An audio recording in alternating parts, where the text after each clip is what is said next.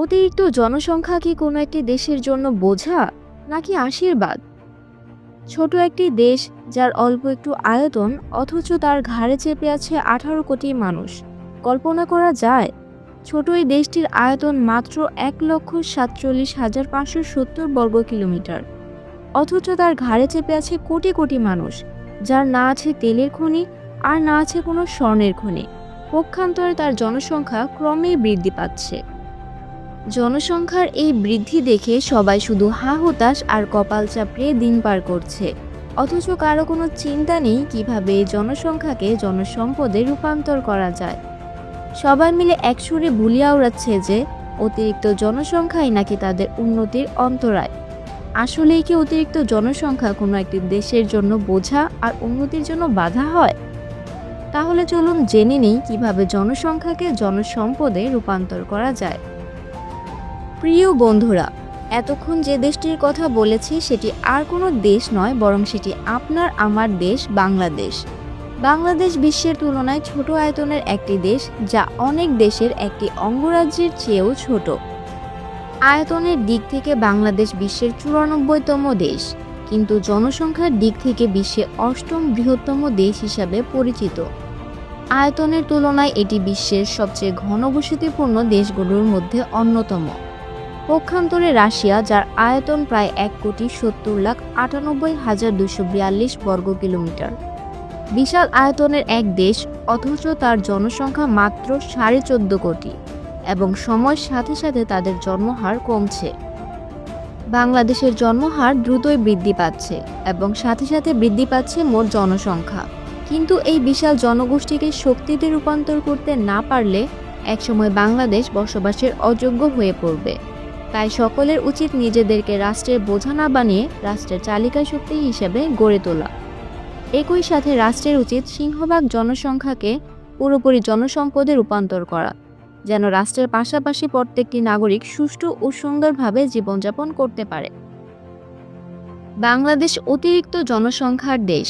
যতক্ষণ না বাংলাদেশের নাগরিকদের জনসম্পদে রূপান্তর করা যাবে এবং স্বয়ংসম্পূর্ণ করা যাবে না, ততদিন সুষ্ঠু ও সুন্দরভাবে জীবনযাপন করা সম্ভব নয়। মনে প্রশ্ন জাগতেই পারে, জনসংখ্যা কিভাবে সম্পদে পরিণত হয়? কিভাবে এবার সম্পদে পরিণত করতে হবে?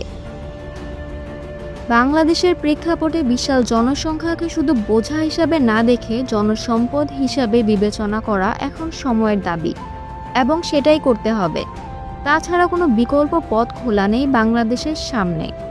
না বাড়বে বাংলাদেশের আয়তন, আর না পারা যাবে রাতারাতি জনসংখ্যা কমাতে। সীমিত আয়তনের এই বিপুল জনগোষ্ঠীকে দক্ষ করে তুলতে পারলে তা হবে দেশের অর্থনীতির মূল চালিকা শক্তি। বিভিন্ন উপায়ে জনসংখ্যাকে জনসম্পদে রূপান্তর করা যায়। তার মধ্যে উল্লেখযোগ্য কয়েকটি উপায় হল: 1. দক্ষ শ্রমিক অভিবাসী। 2. আধুনিক কৃষি প্রযুক্তির ব্যবহার। 3. তথ্য প্রযুক্তি ও ফ্রিল্যান্সিং প্রশিক্ষণ। 4. দেশে পর্যাপ্ত কলকারখানা স্থাপন ও পোশাক শিল্প সম্প্রসারণ। 5. উদ্যোক্তা তৈরি। বাংলাদেশের অর্থনীতির মূল চালিকা শক্তি হল রেমিটেন্স, কিন্তু বর্তমানে অভিবাসী হিসাবে বাংলাদেশের শ্রমিকদের বেতন অন্যদের তুলনায় কম, কেননা বাংলাদেশিরা অদক্ষ শ্রমিক হিসেবেই প্রবাসে পাড়ি দেয়। বাংলাদেশ সরকারের উচিত শুধু অদক্ষ শ্রমিক হিসাবে বিদেশে না পাঠিয়ে গন্তব্য দেশের ভাষা এবং সংশ্লিষ্ট কাজের প্রশিক্ষণ দিয়ে পাঠানো, কারণ একজন দক্ষ ও ভাষাজ্ঞান সম্পন্ন শ্রমিক অদক্ষ শ্রমিকের তুলনায় কয়েক গুণ বেশি রেমিটেন্স দেশে পাঠাতে পারবে। বাংলাদেশের জনগণ যে শুধু বিদেশ অদক্ষতা নিয়ে যায় তা নয়, বরং নিজ দেশেও তারা অদক্ষতার পরিচয় দেয়। উন্নয়নশীল দেশ মানে কৃষিতে উন্নত আর কৃষিতে স্বনির্ভর, অথচ বাংলাদেশের এই উর্বর জমি থাকা সত্ত্বেও বছরের পর বছর আমদানি করে খেতে হয়। রাষ্ট্রের উচিত সঠিক উদ্যোগ নিয়ে কৃষির উন্নতি করা। রাষ্ট্রের সম্মিলিত প্রচেষ্টা ছাড়া তা কখনো সম্ভব নয়। বাংলাদেশ কৃষি প্রধান দেশ। কৃষকদের আধুনিক যন্ত্রপাতি এবং বৈজ্ঞানিক পদ্ধতিতে চাষাবাদের প্রশিক্ষণ দিলে অল্প জমিতে অধিক ফসল ফলানো সম্ভব, যার বাস্তব উদাহরণ চীন। বর্তমান আধুনিক বিশ্বে তথ্য প্রযুক্তির যে অগ্রগতি হয়েছে তা থেকে দূরে থাকলে সর্বদাই পেছনে পড়ে থাকতে হবে। বর্তমান যুগ ডিজিটাল অর্থনীতির যুগ। তরুণ প্রজন্মকে কোডিং, মার্কেটিং এবং সফটওয়্যার ডেভেলপমেন্টে দক্ষ করে তোলা গেলে তারা ঘরে বসেই বৈদেশিক মুদ্রা অর্জন করতে পারবে। এতে দেশের সীমিত ভূমির উপর চাপ পড়বে না এবং বৈশ্বিক বাজারে বাংলাদেশের অবস্থান শক্ত হয়। দেশে তৈরি পোশাক বাংলাদেশের রেমিটেন্সের দ্বিতীয় উৎস। এই উৎস টিকিয়ে রাখতে সরকারের উচিত দেশে পর্যাপ্ত কলকারখানা স্থাপন ও পোশাক শিল্পের সম্প্রসারণ। জনসংখ্যাকে সবচেয়ে সহজে কাজে লাগানোর একটা মাধ্যম হলো উদ্যোক্তা তৈরি করা।